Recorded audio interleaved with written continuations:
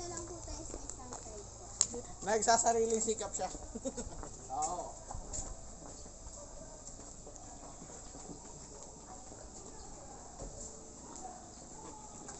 Make a wish.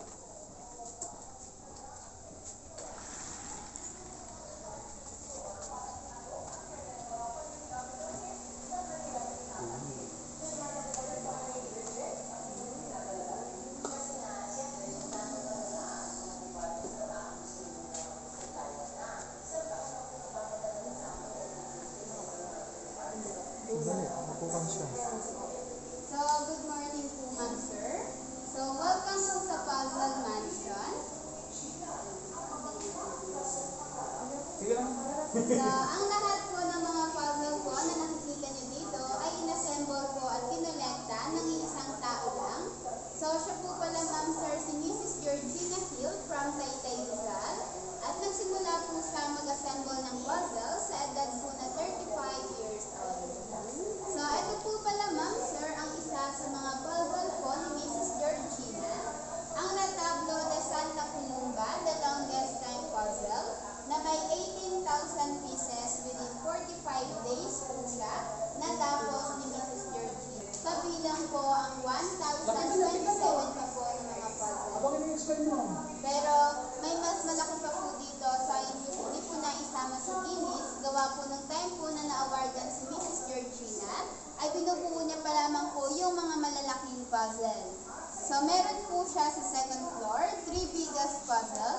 At yung pinakamalaki po ay mayroong 33,600 pieces. Within 1 year and 8 months po siya natapos. At ang lahat din po pala, ma'am, sir, ng puzzle ni Mrs. Georgina ay galing po sa iba't ibang bansa po na napupuntahan niya. So 50 countries na po, pero most of her puzzle niya ay galing Spain.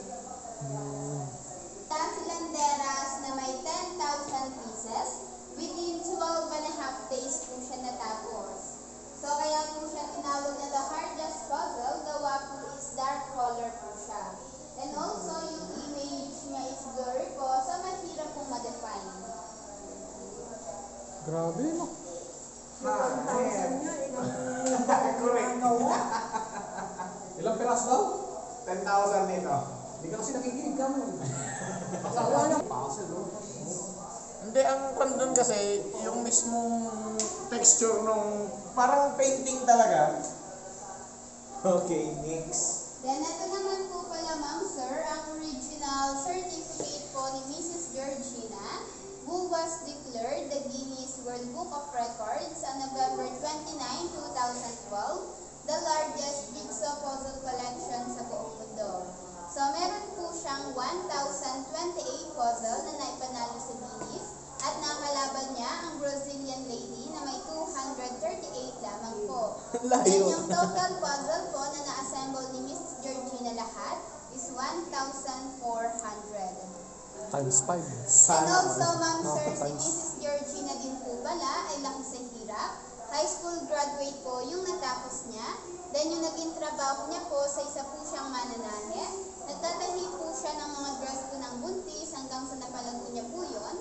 Nagkaroon po siya ng malaking patahian sa Taytay, Rizal. At nagkaroon din po siya ng property sa Batangas at dito po sa Tagaytay. So ito po, ma'am, sir, is a vacation house ni Mrs. Georgina.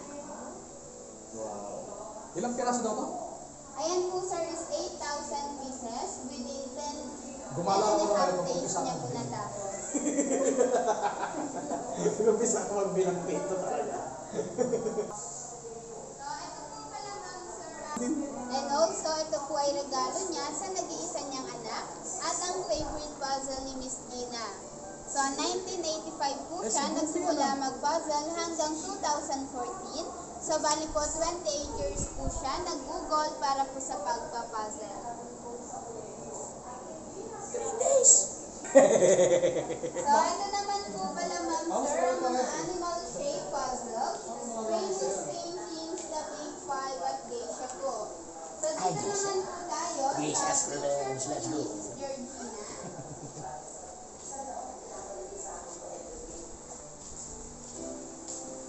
At isang taon na napilit ni Gina at mga tira-tirasong nung bata pa po siya, 16 years old at 61 years old at yung family niya po. At ayan naman po pala ang mga 3D wooden dinosaurs, 3D wooden aircraft, 4D cityscape from abroad, 3D landmarks and cathedrals po, and also ang Mona Lisa na may 1,500 pieces. Within 14 hours po siya natapos. So, si Mrs. Georgina po, ma'am sir, is pumanaw na at the age of 63 years old, 2014. 2 years po after niya ma-awardan sa TV. Buti na-awardan pa siya, no? Yes.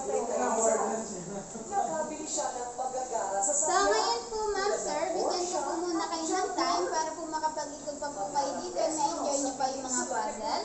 Then, sunod po, proceed po tayo sa second floor. So, may 3 biggest puzzle pa po si Mrs. Georgina. Antayin ko na lang po kayo, ma'am sir, sa may pintuan po. Thank you po, enjoy po. Sobrang buka ng pagsisikap ni Gina ay ang puzzle mansion na ito dito sa Tagaytay City.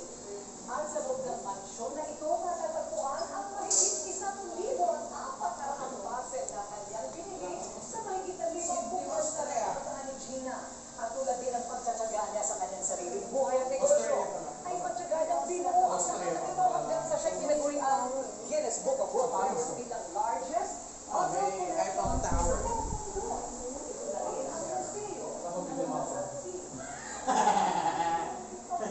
Ito parang hindi naman sa Japan. Parang Las Vegas naman. Oo, Las Vegas kasi.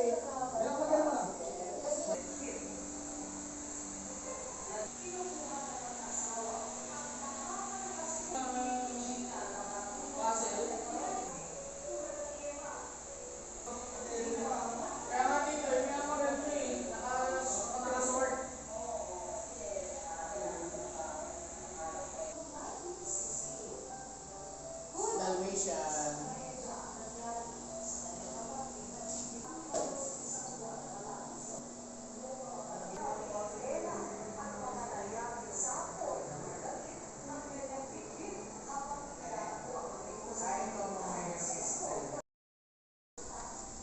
Group pic.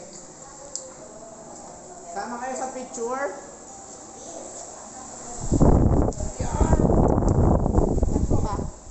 Dito ba? Yes. Justin, lika. Sama kayo ah? Dito mo. Hataw. Ilang taon na yung ginawa. So, ma'am sir, ito po yung first biggest puzzle po ni Mrs. Georgina. So, ito po pala ang The Wildlife na may 33,600 pieces. Within 1 year and 8 months po siya natapos. 1 year, 8 months. Kala ko ilang buwan lang eh. So, kaya po ganito na po yung kulay niya is nag-fade na din po siya gawa po sa araw. Ang The Life na may 24,000 pieces, within 6 months naman po siya natapos. Last puzzle po na inassemble niya bago po siya pumanaw.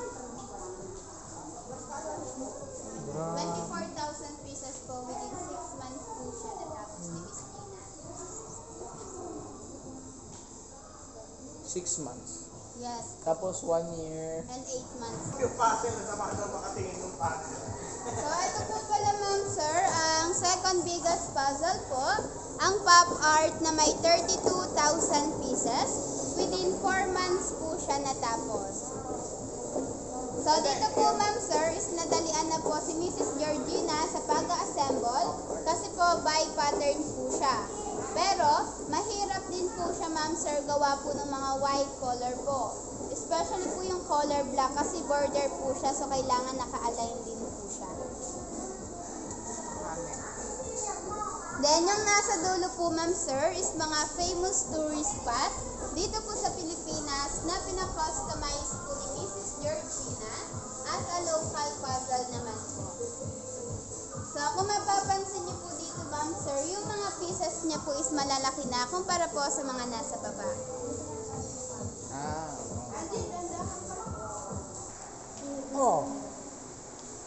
So, ma'am